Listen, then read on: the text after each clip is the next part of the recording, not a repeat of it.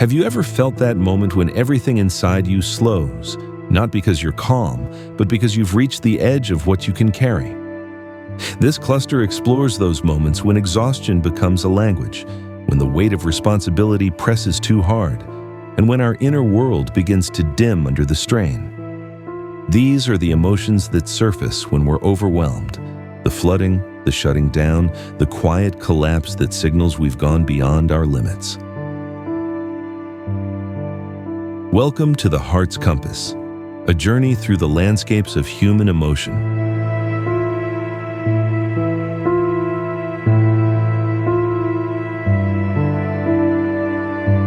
When we're overwhelmed, our emotions shift from activation to depletion, shaped by our workload, our expectations, and the deep human need for rest, clarity, and support. This cluster explores the feelings that rise when our systems are overloaded, the emotional flooding of overwhelm, and the deep exhaustion of burnout. Some emotions in this cluster appear elsewhere in the compass, but they take on a different shape here, because how we feel shifts when our capacity has been exceeded. Overwhelm. The emotional flooding that happens when everything arrives at once, leaving us unable to process, prioritize, or respond. Burnout. The deep chronic exhaustion that drains our motivation, dulls our emotions, and signals that we've been carrying too much for too long. Here, emotion is not just reaction, it's threshold. These experiences reveal how we shut down, how we disconnect, and how we navigate the fragile space between functioning and falling apart. Overwhelm. Overwhelm arrives as a flood, a sudden rush of thoughts, tasks, pressures, or emotions that hit faster than you can process. It's the moment when everything feels urgent, everything feels important, and everything feels like it needs your attention right now. It doesn't pierce like anguish or collapse like despair. It overloads. It creates a mental and emotional saturation that whispers, "There's too much happening and I can't keep up." Overwhelm is the feeling that says, "My capacity is maxed out and the world is still asking for more." Overwhelm is the emotional response to having more input, responsibility, or uncertainty than your system can manage at once. It emerges when demands exceed resources, when pace exceeds capacity, or when life becomes too loud, too fast, or too complex. Overwhelm simplifies the moment by shutting down clarity, scattering focus, and amplifying the sense of urgency. At its core, overwhelm is the emotion that says, "I need space, time, or support, because this is too much for me to hold alone." Overwhelm is the emotional overflow that rises when your mind becomes crowded, when your schedule becomes impossible, or when your heart becomes too full to sort through what you're feeling.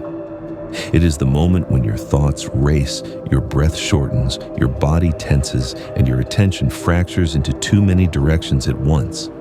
Where stress pushes and anxiety spirals, overwhelm floods, washing over your capacity until even simple tasks feel complicated. It is the moment when you stare at a to-do list and can't begin, when you freeze in the face of too many choices, when you shut down because your system can't absorb one more thing. Overwhelm can distort your sense of time, making everything feel urgent, making small tasks feel enormous, making the future feel impossible to organize. It can make you withdraw, procrastinate, or panic, not because you're incapable, but because your system is signaling that it has reached its limit. And yet, beneath this flood lies a deeper truth. Overwhelm often emerges where you care deeply, where you're trying hard, where you're carrying more than anyone realizes. It is the emotion that reveals your need for boundaries, pacing, and support, a need rooted in the hope that life can feel manageable again. Overwhelm becomes insight when we recognize what part of us is overloaded and why. It becomes clarity when we understand which pressures are real and which ones are amplified by exhaustion. And it becomes relief when we allow ourselves to pause, slow down, or ask for help. May we learn to meet overwhelm with compassion, not as a failure, but as a signal that something in us needs space, rest, or recalibration.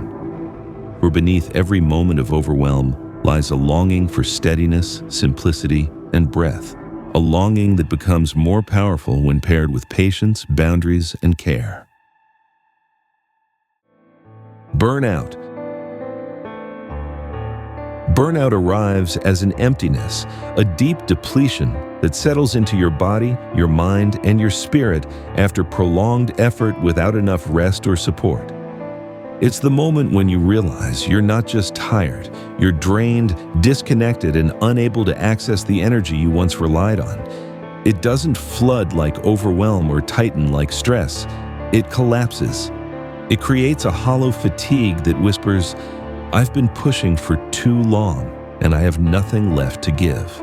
Burnout is the feeling that says, "My system is shutting down because I've exceeded my limits." Burnout is the emotional and physical exhaustion that emerges from sustained pressure, chronic stress, or ongoing responsibility without adequate recovery. It arises when you've been operating beyond your capacity for too long, when rest hasn't been possible, or when your efforts have outpaced your resources. Burnout simplifies the moment by numbing motivation, dulling focus, and reducing your ability to engage.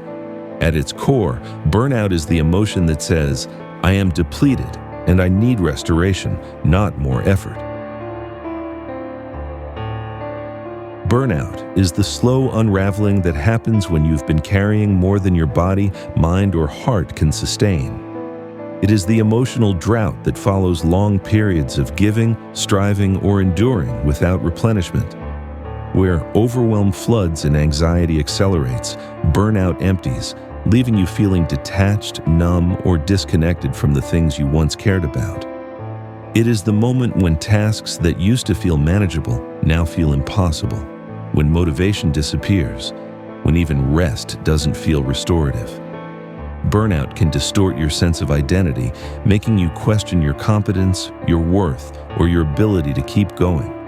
It can make you withdraw, shut down, or go through the motions, not because you don't care, but because you've run out of the energy required to show up fully. And yet, beneath this depletion lies a deeper truth. Burnout often emerges where you've been trying your best, where you've been committed, where you've been carrying responsibilities that mattered. It is the emotion that reveals your need for rest, boundaries, and renewal, a need rooted in the hope that you can feel whole again. Burnout becomes insight when we recognize how long we've been pushing past our limits. It becomes clarity when we understand what parts of us need rest, support, or recalibration. And it becomes healing when we allow ourselves to step back, slow down, and rebuild our energy with intention. May we learn to meet burnout with compassion, not as a failure, but as a signal that something in us needs restoration, gentleness, and care. For beneath every moment of burnout lies a longing for balance, sustainability, and renewal, a longing that becomes more powerful when paired with rest, boundaries, and support.